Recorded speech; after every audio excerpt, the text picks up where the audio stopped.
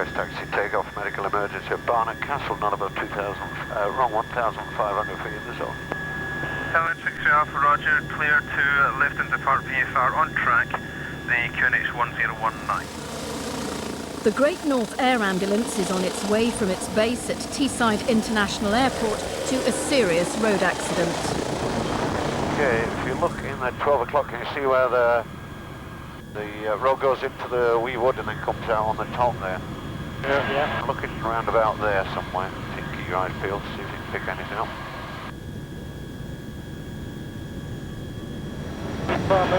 Should be coming up now. Just coming up the road now. Look that way as well. Oh, good, yeah. Oh, we've been here before, right here as well. Yeah. It's exactly the same place. It's off the road. 393, we're actually on scene now. Two vehicles, one off the road, extensively damaged. It looks possibly like one fatal. I'll give you an update as soon as I can. Air Support Unit Station Officer Matty Ward updates ambulance control, while paramedic John Kerr goes to the scene to assess the casualties. There's been a head-on collision between a Land Rover and a Volvo.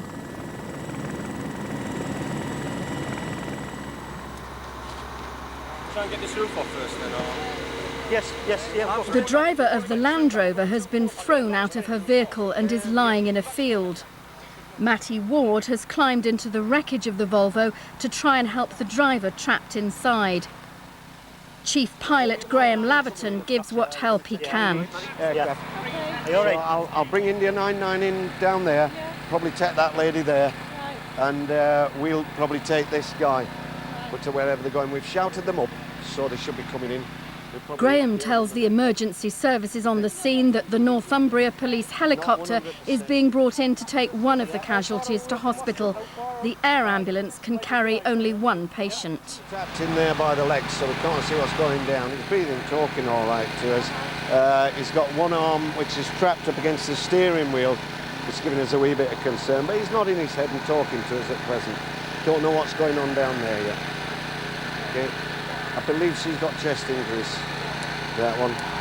But you'd have to speak to the paramedic to confirm exactly what was going on. Okay. Which knee, mate? My right knee. Your right knee? Yeah. On that side? Fire crews are still working to free the Volvo driver. We've got, obviously, two vehicles with one person in each vehicle. The person in that vehicle is trapped by the legs, so we're not sure what injuries they are below the waist, but I think looking at the wreckage, there's possible fractured femurs both sides. This patient I've got out here was obviously crawled out of the car herself and collapsed, and it appears she has some sort of abdominal injury, which we need to get her in quite quickly, just in case she is bleeding inside. At the minute, she's quite stable. So I'm just waiting for the police helicopter to come to pick her up. I'm going to fly in the police helicopter to North Tees General, and the other patient will go in the air ambulance to Middlesbrough General, and then we'll meet up back at Teesside. So I'm just going to sort that out now, the logistics of it all. Okay. The other air ambulance is offline for a problem, so I've organised to get the police helicopter down, and I'm going to split the paramedics with the patients. So one paramedic will go with the lady in the EC-135 police helicopter, and the second one, the guy here, will go with us in the Volvo. I'm not sure yet which hospitals we're going to. Depends on how serious it is when Matty briefs me. That's about as far as I can go for now. Yeah. This doctor is one of four who'll soon be joining the air ambulance emergency crew. Today, 27-year-old Syed Masood, a major in the Royal Army Medical Corps, is on duty at the Friarage Hospital in Northallerton. I'm on an on-call shift today. I'm middle person on, or third on-call as we call it. It means that I've got two other colleagues underneath me who see all the patients. And my job basically is to make sure that things aren't missed out and to have an overview and make sure that the sick people are seen much quicker than the other people, and we can triage people quickly enough and make sure that everyone's seen appropriately before the consultant does. So my job really is to make sure that everything's nice and tickety-boo for the consultant rather than anybody else before we come on. Right, we're going to back to enter medical assessment unit, which basically all patients that are being referred to us via general practitioners, A&E, whoever coming up that wants to be seen today, this is where they end up basically first of all, where we see them. They've got quite a large team here. I'll start with Sue, who's our admin expert, who deals with everything admin-wise, basically, and knows me very well. Yes. And, and we'll move on very quickly from there, but she knows me probably too well. Sister Binks, who's one of our sister that we call Binksy, on a good day, if she's treating us well. We have Nese, is one of our pharmacists. She checks all, well, basically she just tells us that she can't read any of our prescriptions or anything, and then changes it all for us so that we actually give the right doses to the right patient. This fast heart rate, and this is Mrs. Haxby, who's a 60-year-old lady who's come in today. She came in with an abnormally fast heartbeat, what we call atrial fibrillation, which is basically the heart has pacemakers that continue to beat away and keep your heart beating, and occasionally these pacemakers, for whatever reason, can become abnormal and make the heart go a lot faster than usual. She's had this on Friday. She usually lets it go on its own accord when she rests herself, but this time what's different is that it's gone on for much longer and it hasn't gone away on its own accord, and this is what's brought her in. You haven't had any chest pain, have you? No. Excellent. And you're not felt sick or short of breath at all? No, just, yes, probably just slightly short of breath. A little bit short of breath. Okay, but no chest pain or constriction of the chest, or felt as though someone's got a heavy boot on you or anything like that at all? Good. And you didn't feel sick at all either? Excellent, okay.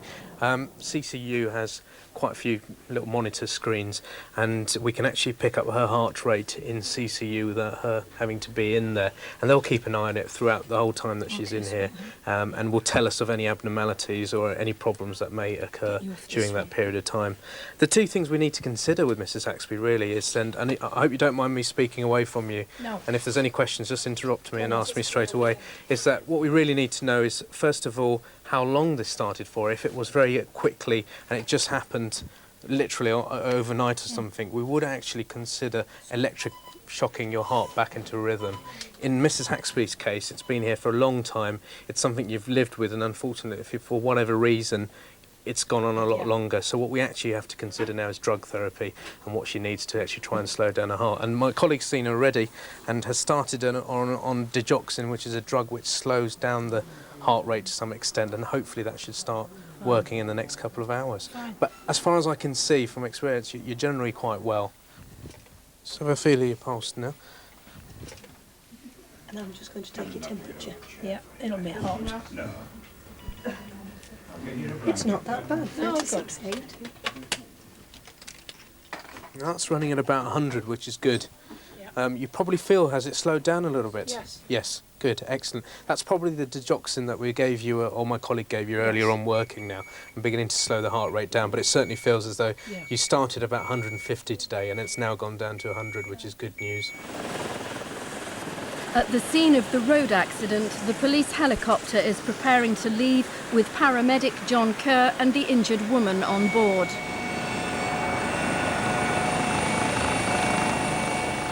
Matty Ward is with the Volvo driver, who's still trapped in the wreckage of his car and in some considerable pain. Well, I'm just wondering if he's sedated enough for it to be able to. Is that 10 milligram? Yeah. Still having a bit of a problem trying to get this guy out. He's well and truly trapped because the main impact has been on the driver's side of the car, and it's folded in on his leg. And he's starting to go downhill a bit now. We've already given him 10 milligrams of morphine, but the pain is still quite high. So I've asked the police to get in touch with the hospital and give us permission to increase the dosage if we can. All right? We're still got a long way to go before we can get him out of the vehicle. His legs are still trapped. The Great North Air Ambulance is about to become the first in the country outside London to routinely carry doctors as well as paramedics. It means that in future, Matty won't have to phone or radio for advice on whether a patient can be given more morphine, for example. The help he needs now will be right on the spot. The first thing to say about the doctors we've chosen is that they are all reasonably senior. This isn't a job for doctors straight out of medical school, or even for doctors straight out of house jobs, which is the first year after they qualify.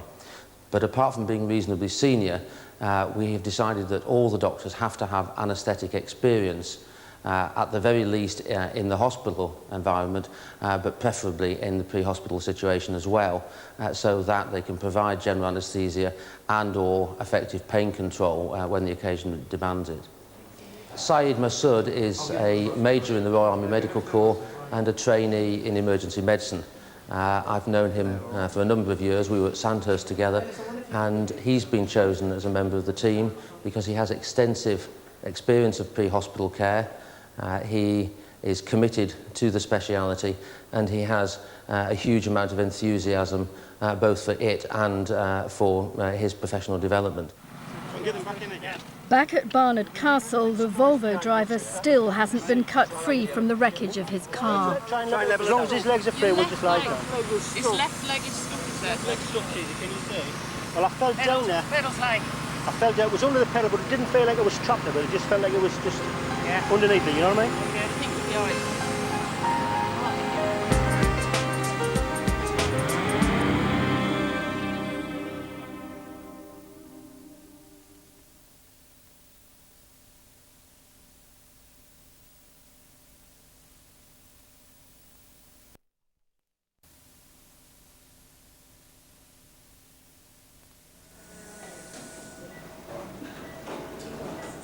Scott McGregor is another of the 4 doctors about to join the crew of the air ambulance. Today he's on duty at the James Cook University Hospital. I've come in today to help the consultant anaesthetist and there's anaesthetic registrar to help him with the list and to help with looking after the patients while they're anaesthetised, before, during and then looking after the patients in recovery so that they can be anaesthetised safely for their operations. This morning we've got a lady who's having an operation for cancer in the stomach, where we're going to initially anaesthetise her so that the surgeon can have a look and see how extensive the cancer is. If it's very extensive, then unfortunately it wouldn't be treatable with surgery and we would then have to wake her up. However, if it's slightly less so, then we'll be able to go on and remove the stomach and see if that is enough to get rid of her cancer for her. So the operation started and the lady's asleep now, so what we're doing is monitoring her pulse, her blood pressure, her oxygen concentrations, and keeping an eye on these. And these help us with our anaesthetic to know how deeply anaesthetised she is and how we need to take things from there. Obviously, our aim is to keep her as stable as possible throughout this procedure.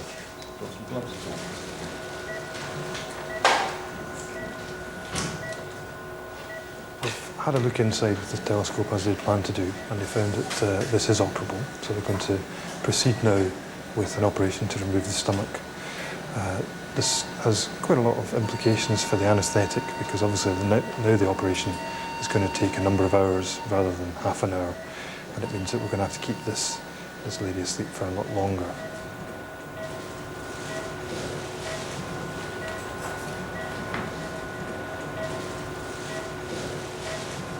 As far as the anaesthetic goes, it means that it's a much greater undertaking for this lady and also involves more risk on her part, just with the nature of the operation and the size of what the surgeon's planning to do. There have also been developments with the serious road accident the air ambulance is attending. So we got him out of the car now. We had a lot of problems trying to get his feet out from behind the pedals because they'd gone up and underneath. Submarine. We're just preparing him on the backboard. We're going to move him onto that stretcher, take him down through the gate, into the aircraft over there, and we'll be away.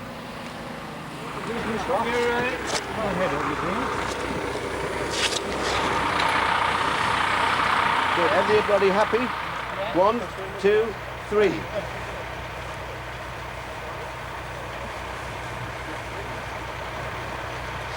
As soon as you get the wheel. Hang on a second. Okay. Come on. Am I in? Am I in? Yeah. Now I've got a male of 35 with fractured right femur, compound fractured right femur. He's got a fractured dislocation of his left ankle. He's got bilateral fractures of both his arms. and a chest injury. He also has a puncture wound to his abdomen. He's conscious, he's got a GCS of 15, and we're inbound to Middlesbrough General internal site. If you could inform them that we're coming in.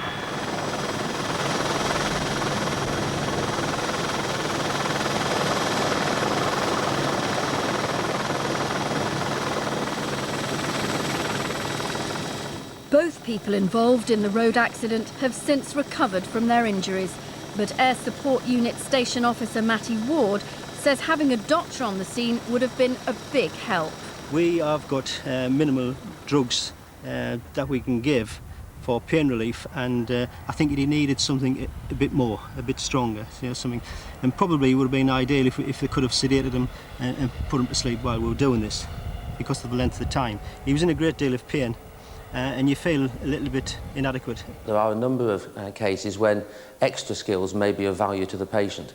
The most obvious example of this is the provision of general anaesthesia, which is one of the reasons we've put anaesthetic trained doctors on the air ambulance. We hope by bringing these skills to patients in the first few minutes after their injury that we can make a significant difference to not only their survival but the problems that they may or may not suffer after their recovery.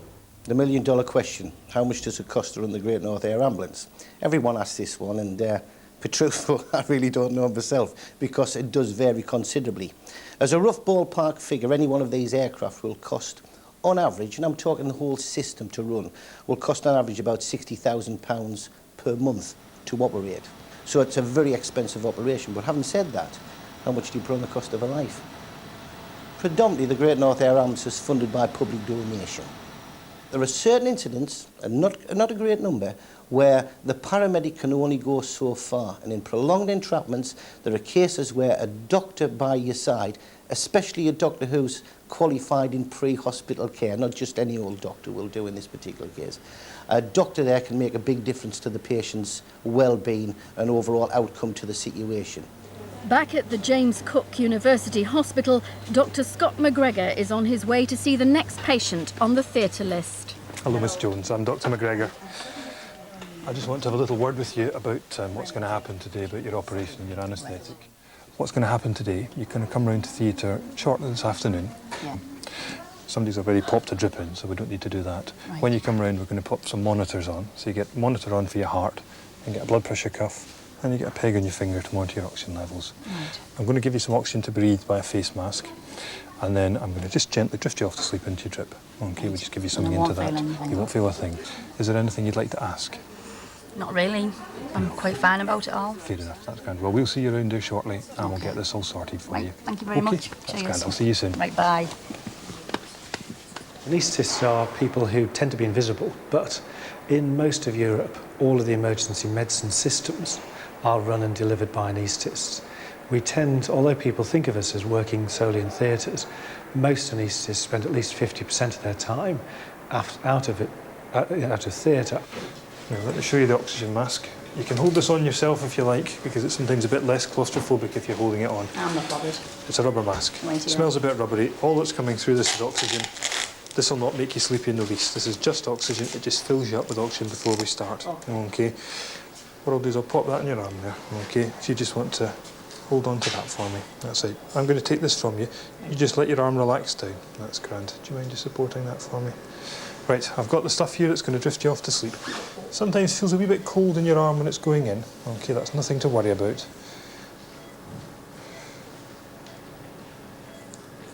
And then you just feel yourself drifting off to sleep. Okay, you're doing absolutely fine now. You just relax. Think about something nice. Think about that holiday in the Caribbean you've always fancied. Nice, hot, sunny day, your feet in the cold water and a drink in your hand. And that's it. Just let yourself relax.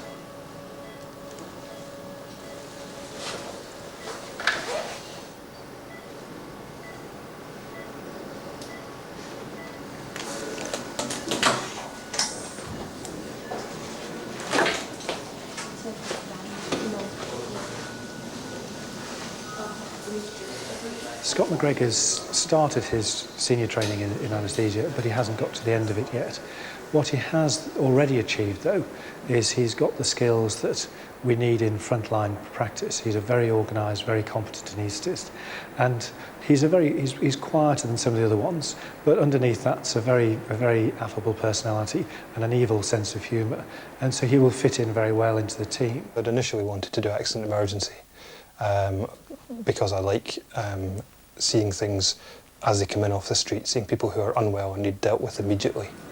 There are a lot of differences being on the ambulance as opposed to being in hospital. I'm very used to being in a resuscitation room where I have a team of staff who are fully equipped. The big difference in going out in an ambulance will be that I'm on my own. There's only me and the paramedic, and we only have what equipment we can take with us in the ambulance. I've never been in a helicopter. I've seen them fly overhead, and I'm a little bit wary of helicopters. I do get quite car sick in cars, and I get certainly sick on buses and on boats and things. I'm a little bit concerned that I might feel a bit travel sick when I go in a helicopter, certainly the first time. Over at the Friarage Hospital, Dr. Syed Masood is preparing for a long night ahead, on call. Started 9 o'clock this morning, finish 5 o'clock in the evening tomorrow. It's purely luck whether I get some sleep tonight. If we have a very ill patient, then I could be up all night and carry on my full duty tomorrow, starting from 9 o'clock again. Right, essentials of being comfortable. I come from a typical ethnic background. I was given the choice at the time between medicine, and if I really wanted to be an outcast, I could possibly do law. I always wanted to be myself, either a fireman, a military, army, straight infantry soldier, or, you know, in the police force or something like that. Anything to do with the uniform, basically, and with excitement. Then one day I went up to the Royal London Hospital in London and saw the helicopter on top of their hospital. And I saw this helicopter go up, and everybody on the road was looking at it and thinking, wow, they're going off again. And I just thought, that's it, I've got to do this as a career one day. Next time on Flying Doctors, we meet 2 more medics joining the air ambulance crew. And Matty and John deal with another serious road accident.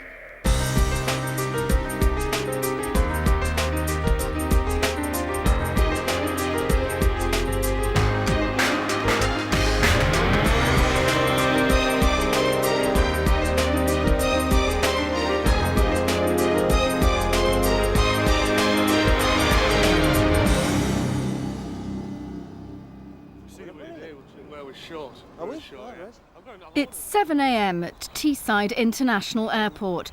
Paramedics Matty Ward and John Kerr are about to carry out their daily checks on the life-saving equipment they carry on board the Great North Air Ambulance.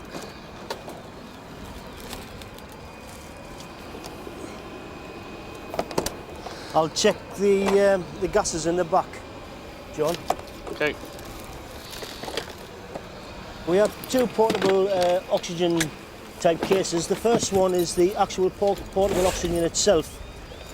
We check the contents of the bottle every morning just to make sure that we have sufficient gas should we have to take it to the patient to treat the patient. I don't think there's such a thing as a typical day in this job. You treat each day as it comes. You never know what's going to be at the end of that telephone call that we receive and where it's going to be. And quite often we go into areas that is strange to us. Various pieces of equipment in the back of here. We have a spinal board, our secondary stretcher, an extrication device in case someone is trapped in a car and we need to C-spine and spine. Various splints for legs and arm fractures. 95% of the work on a road ambulance is the routine type of stuff. You know, the doctor's been out to visit the patient, he wants the patient admitted to hospital. You go along, you pick the patient up, you get them on the arm, you do little bits of things to keep them comfortable and stabilised till you get them into the hospital.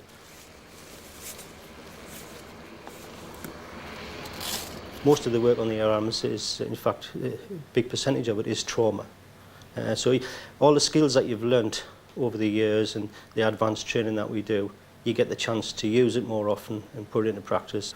Okay, we're just checking the heart monitor, stroke defibrillator, that we use on the patients to actually monitor the patient's cardiac activity. We start at 7 o'clock in the morning and we finish at 7 at night. And what quite often happens, what we call the 6 o'clock crippler, is just before finishing the shift, or the 7 o'clock crippler, as the case may be down here, that just before finishing the shift we'll get an emergency call. And you cannot say, oh no, we're finished in 5 minutes or 10 minutes, you've just got to go and do it. And it makes for a very long day. What does your wife think about it all? Oh, God. Well, you can imagine, can you? She's very tolerant. She grits her teeth a bit, I think. 4 doctors are about to join the air ambulance crew. At 33, Jason Easby is the most senior. I'm just checking the anaesthetic machine to make sure that everything's functioning appropriately before we put the patient off to sleep. Just as a sort of a safety check, a bit like what a pilot would do before he takes off, really. Just to make sure there's no leaks in any of the system, that the vaporizer that keeps the patient asleep works and stays on and isn't leaking. And then we check to make sure the ventilator's working once the patient's paralysed, because that's what we'll be doing is breathing for him. And that seems to be fine. We just make sure that it alarms when the pressure gets too high, in a sort of serial fashion to decide whether things are working. And there we are, so all the alarms seem to be functioning okay. And then we've got suction, just make sure we can suck out the airway and things. And everything seems fine. They are in cardiac theatre. I'm a specialist registrar, so I've a bit of a jack of all trades, really. You move around different theatres from cardio to neuro to orthopaedics, and you learn how all the different types of surgery work. Anaesthesia is much the same for each one, but there are the finer points are slightly different. The operation's a graft operation. The chap suffers with angina, which means that his arteries supplying the muscle of the heart are furred up with atheroma, sort of fatty tissue. Those arteries are going to be replaced by veins from his leg, and an artery behind the breastbone gets plumbed into the heart.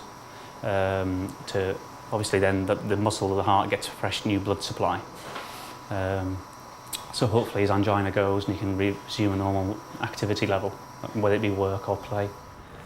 Back at Teeside Airport, Air Ambulance Chief Pilot Graham Laverton is also carrying out vital checks on the aircraft. This is an MBB BO-105 helicopter, which is German in origin, built by Messerschmitt Bölkow Blom.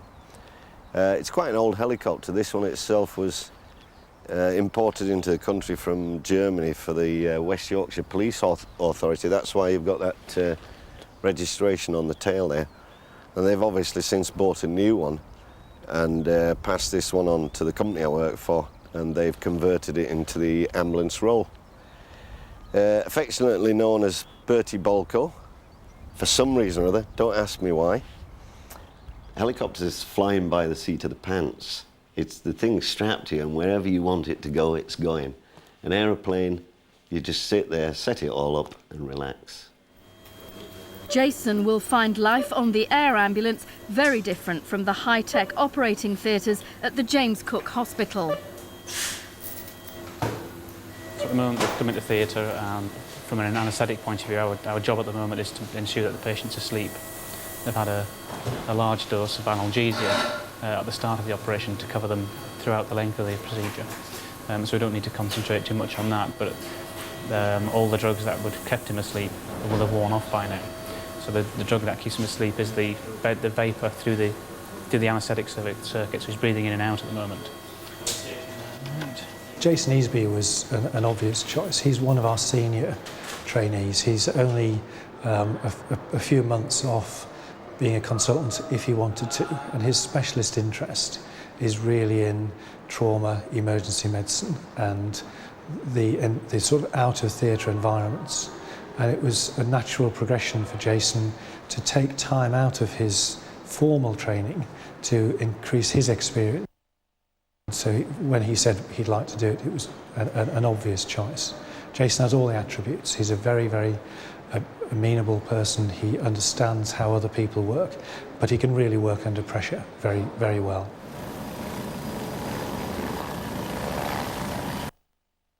The air ambulance has gone to the scene of a serious road accident near Crook in County Durham. Get that leg across. Shall we pull him out? Yeah. Shall we just get him out?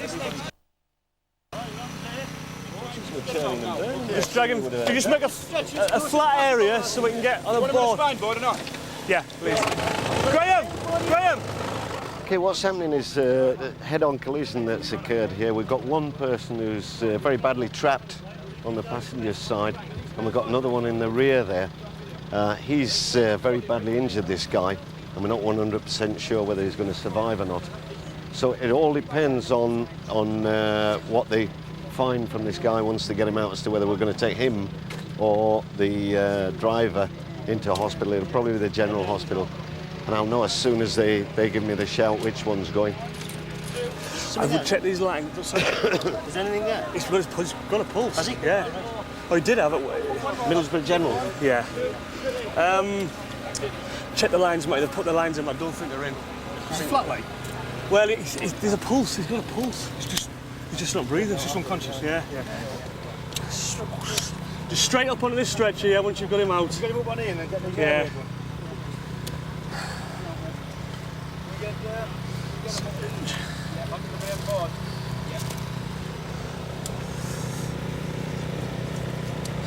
Do you want to check? You're going to do the lines, Matty? Yeah. Hey. You can check the line. Check the lines for us, yeah.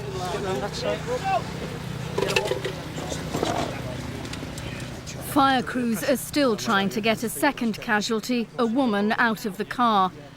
John is struggling to save the life of the man already brought out of the wreckage. This gentleman here, the lads are still working on, we've got nothing positive there yet. So I'm switching priorities to this one, a young girl in this car who's got serious leg and pelvic injury. As soon as we can get out of this vehicle, I think we'll probably be taking her, and I've suggested that this gentleman goes on the road vehicle. So that's what we're working on at the minute. In the meantime, they're going to carry on with this young girl here, with this gentleman here, I should say, until we can get this one out. Turned up there? Yeah. I'll just call him here if you want. You want to call him here? That's off the helicopter, that board. Back in the operating theatre, the heart bypass surgery has also reached a critical stage. Tell us when to say it. Yes, I'm happy, sir. All right. Go on bypass, please. Stay warm.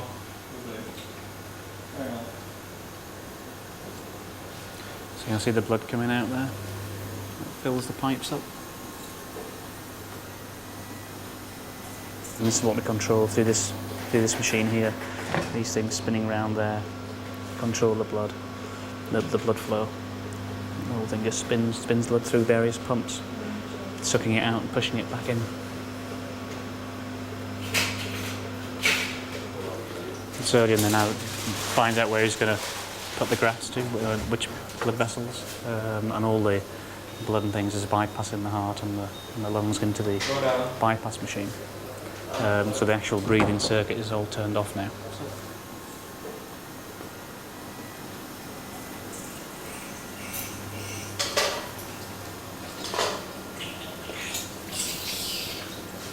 At the moment it's quite a quiet period for the anaesthetist because the patient's on bypass.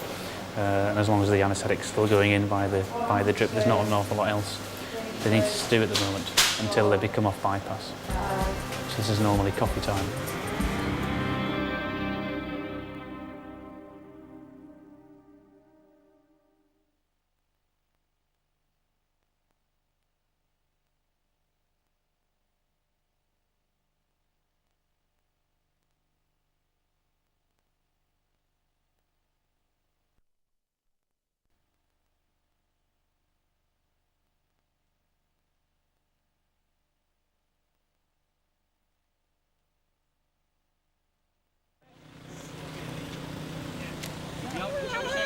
The woman still trapped in the car involved in the road accident near Crook is in a great deal of pain. Want to see if we can do something for that pain, all right? I don't know. Think you're all right? Okay, we've got the gentleman in the front. We've called life extinct on him at this time. The lady in the back has multiple injuries. We're going to take her straight to Millsborough General and get us there as fast as we can. So I'm just going to ring them now to warn them we're coming in, what we're coming in with, and how long we're going to be. You all right? Where's my husband gone? He's in the other ambulance. What's that? This is for the helicopter, mate. Okay, you got it on? Yeah. Where am I going? You just put me up the hospital. Which one? Middlesbrough. All right. Can my husband come with us? He's in the other ambulance, all right? The paramedics don't tell the injured woman that despite their best efforts, they've been unable to save her father-in-law. Her husband was uninjured in the accident. Hello, sorry to interrupt your breakfast. How are you? How are you feeling? A bit down today. How did you sleep last night? I'm Johnny Ball. I'm a specialist registrar in anaesthetics, and I'm also an officer in the Royal Army Medical Corps. I think the decision to become a doctor was taken during my secondary school years. I toyed with the idea of going for a career in music or drama at that time, but I became quite interested in science and biology, and I remember witnessing a car accident, and it was a long time before anyone actually was able to turn up, the ambulance was able to turn up. It made me sort of wonder what it would be like to be able to just know what to do at that point and have that sort of skills to be able to go and approach someone in the acute setting like that and know what to do. Is that right? Have they started? Johnny Ball is the 4th doctor preparing to join the Great North Air Ambulance.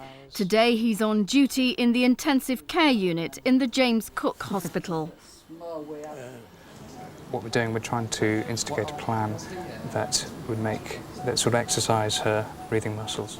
Because she's being weaned from the ventilator, so we're giving her short periods off the ventilator where she can just breathe completely on her own, so that when she feels confident enough to be completely off the ventilator, her respiratory muscles will be strong enough to do it. And that's the main thing in her case, really. Johnny Ball is a major in the British Army Medical Services. He's an anaesthetic registrar with an interest in pre-hospital care, and was once again chosen because of his generally calm approach to life and his ability to get on with people and his professional expertise. Fine, are you all right, Edith? Ready for this one? To breathe in her own, I think. Think so? Once it's on there. Okay. So just take some of that pressure off. That's Okay. it. A bit of resistance there. Is that okay then? Okay. That's all right. I think you're doing well. They're just blowing it off. That's fine. I was just the machine yelling at us. No, I'm Sorry about that. Right, we're ready Okay. to go then. Yeah. Okay, that's it. It was a bit nerve-wracking initially because you've lost that support, you know.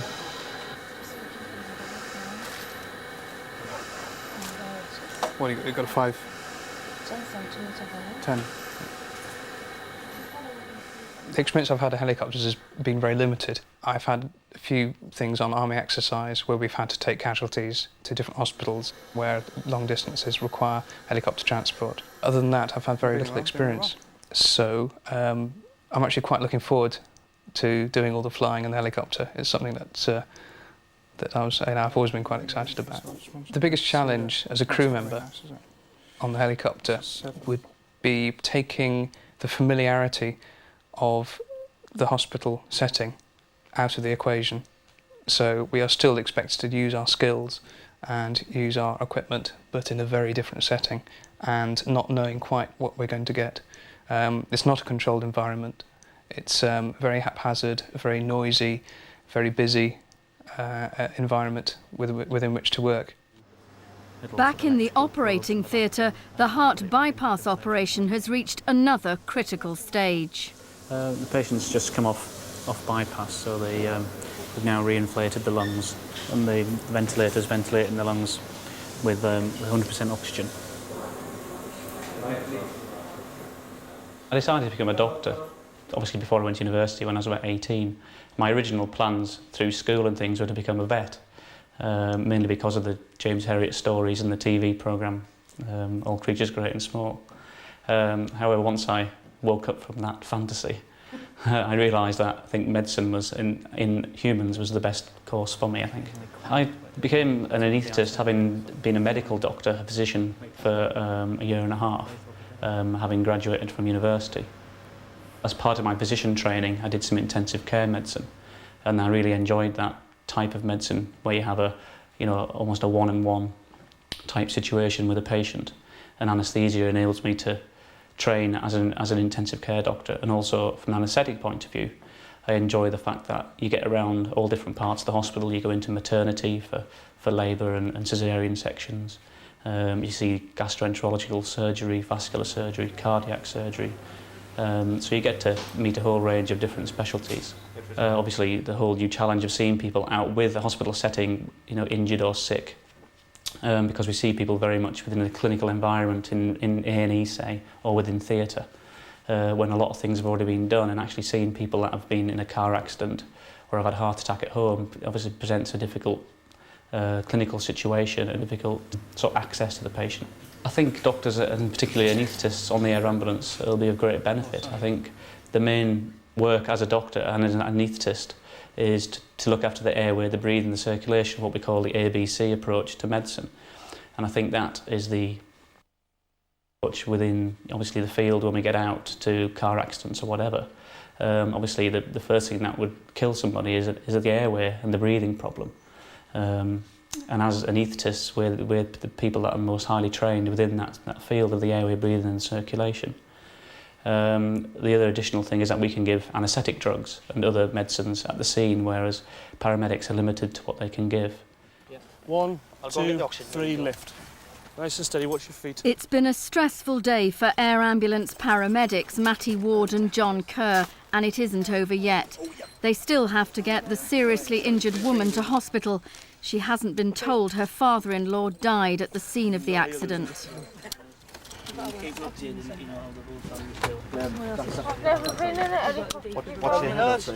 No, the pilot, is he supposed to say? He doesn't crash this week when he gets his licence back. It's one way of stress relief is a sense of humour. If you can find the funny side of things, or if you can laugh about things or turn things into a joke, it's a good way of dealing with things. Okay, for rotors.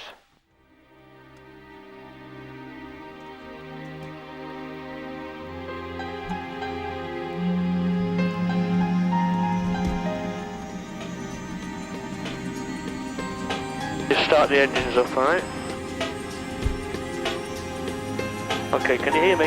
Yeah, it's going to get a bit noisy.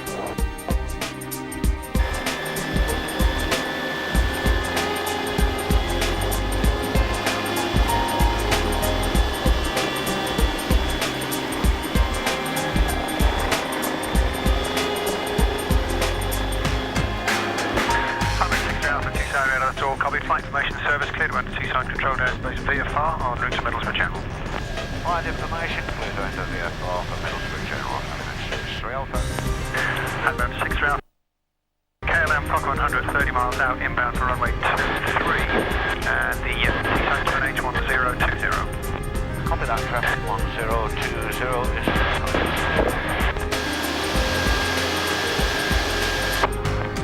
KLM 1535, I see that, no problem with height in the air.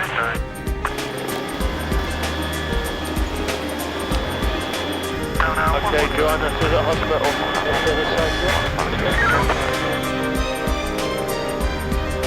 Get you some more pain relief as soon as we can, alright?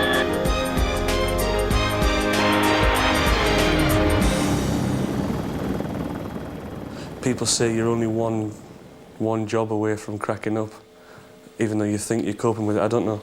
I don't think you can answer that until it actually happens. But that's what I've been doing it since I was 17-year-old in the Air Force. Going to air crashes and injuries in the mountains, and now you do come accustomed to it to a degree. It doesn't shock you. There's nothing really shocks you. It's something you just take on board through experience. You've seen it so many times, I think you tend to get used to it, if that's possible, you know.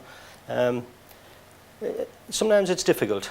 Sometimes I go home and have a good stiff drink just to chill out you know, cool down a bit. But other times it stays with you. It can stay with you for 2 or 3 days. You don't know.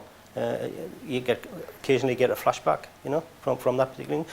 One in particular that I don't like dealing with, or say I don't like the memories of them, is children. You know, I don't like to see children injured or badly hurt. And I haven't experienced something on them lines myself. I lost my own son in a road accident. Then I find it very hard, and it does take time to get over it. But each individual deals with that sort of situation in their own way. Joanne Rayner has recovered from the injuries she received in the road accident in which her father-in-law died. Peter Larkin is doing well after his quadruple heart bypass surgery. Next time on Flying Doctors, Graham, Matty and John go on a wild goose chase in search of a patient with a head injury. And Scott struggles to stay awake as the doctors go back to school.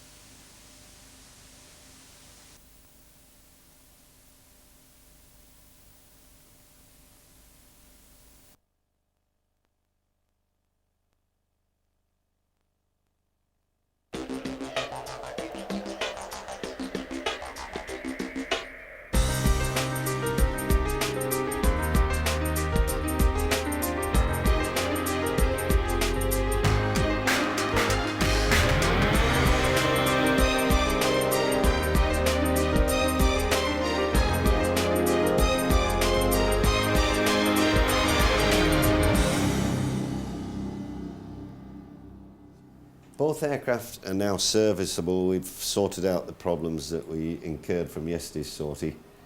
However, G-NAAS, the northern helicopter, is unserviceable. This is how most days start for the crew of the Great North Air Ambulance. Sea fret will probably get a little bit worse and then start to improve around about lunchtime, and we should pick up with more or less the same weather that we've had for the past 2 days. There's nothing in the diary planned for today, no PRs or anything like that.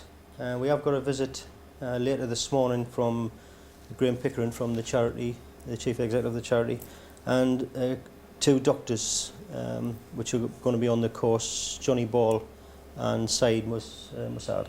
They'll be coming in sometime this morning.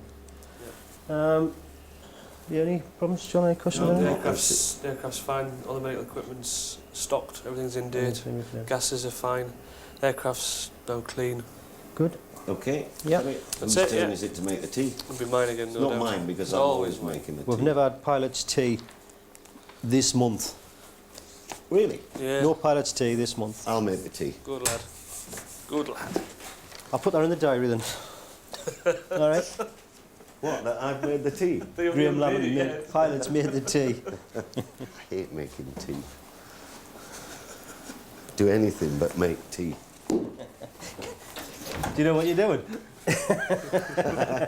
Oh, no, I'm falling over in the hole. There's no such thing as a typical day. The ideal day would be to come in 8 o'clock in the morning, get the aircraft online, everything prepared, all the medical equipment, and then just wait for a job to come up.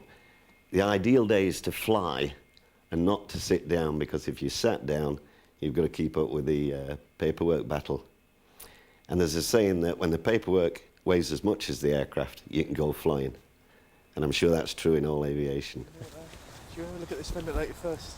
Yeah. The Great North Air Ambulance is about to become the first in the country outside London to carry doctors as well as paramedics. Two of the doctors, Syed Masood and Johnny Ball, have come to discuss the medical equipment the air ambulance carries with Air Support Unit Station Officer Matty Ward. Design, I'll bring it. This is the portable thing that we would take to the scene. And that's the ventilator. Right. It's got quite an extensive lead there. Yeah, I'm only worried if it's got the alarm systems, failure alarm systems or not. Do you want to try it? It might be worth it because we don't know. For instance, it might be gassing away. But if it's not, we'll try high pressure and try disconnect. Yeah. Right, that's high pressure. What about if the gas runs out as well? Turn the gas. No, in that case it won't have an alarm for that. Right. Because you can manually do it as well, I presume. Yeah. Like that. So you can control it yourself as well.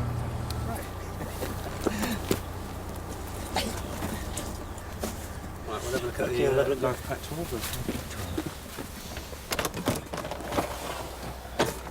You know how to get it down. Oh, that's bang on. I'll do the biz. Yeah.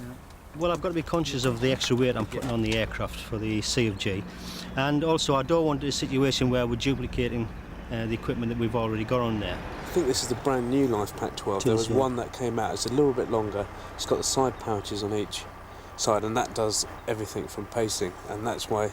I'm sure it's the same one side. Yeah. We've took all the fancy frills off. I think you've got all the. We've took all the frills off, and they're in there because we couldn't. It was too big to put on the bulkhead.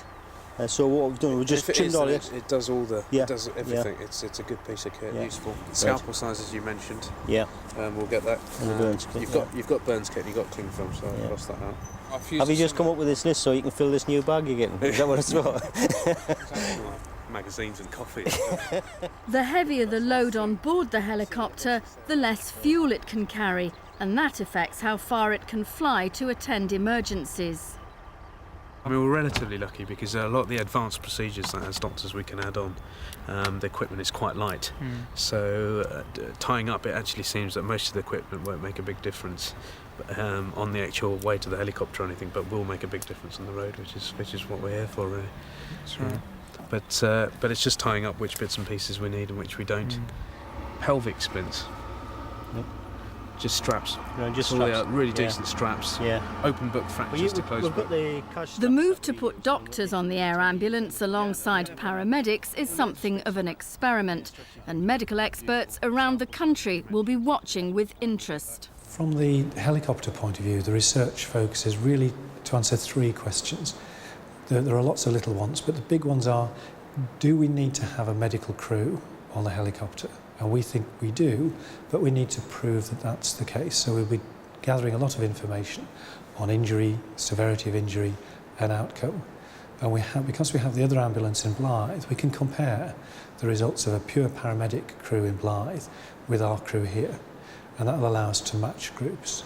We want to look at what difference it means by having the ability to get patients from the injury to the hospital, and we'll go to the nearest properly equipped hospital. So it may be, if it's on the M6, we'll go to Carlisle, but the idea is to see if that time spent makes a big difference rather than the time to get to the injury. And we think it's time from getting to scene to getting to definitive care that matters. Helicopter medical services have always been controversial. The perception of the general public is that they're unquestionably a good thing and that they should be supported. However, the health environment is difficult at the best of times, and they are extremely expensive, and therefore the question has to be whether money spent on helicopters could be better spent elsewhere. We believe, obviously, that helicopters are worth funding and are worth running because they have direct patient benefits. However, this has never conclusively been proven despite a number of years of experience.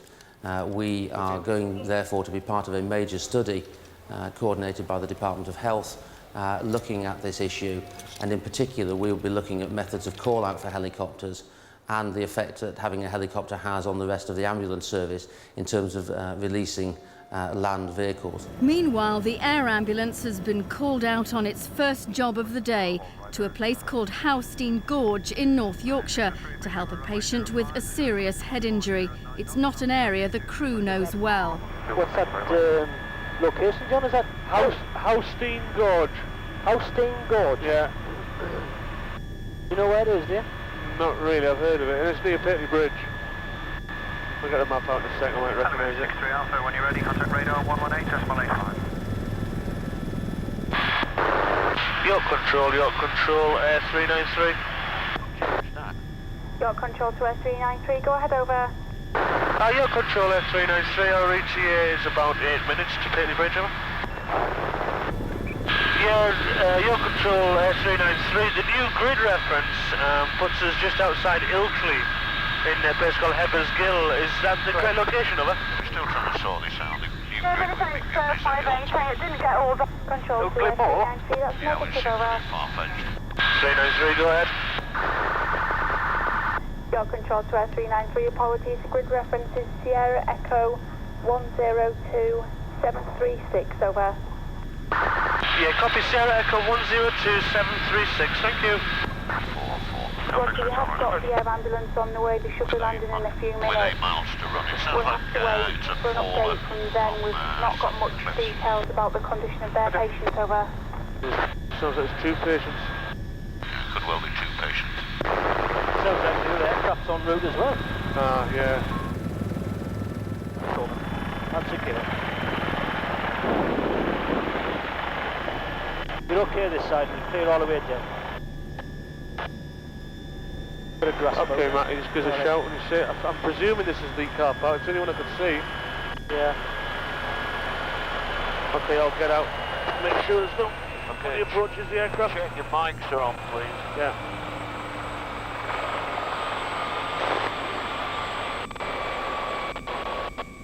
Right, I've got a radio.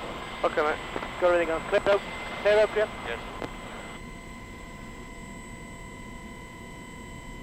Okay, watching the back end, Graham.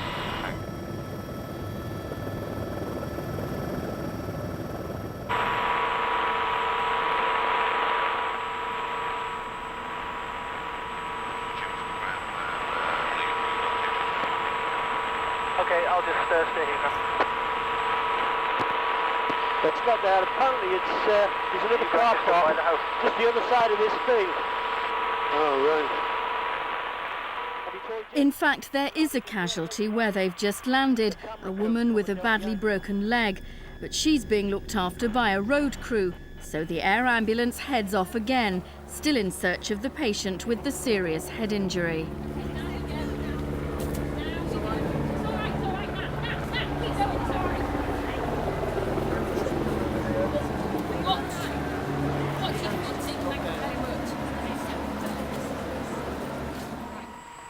The air ambulance has landed.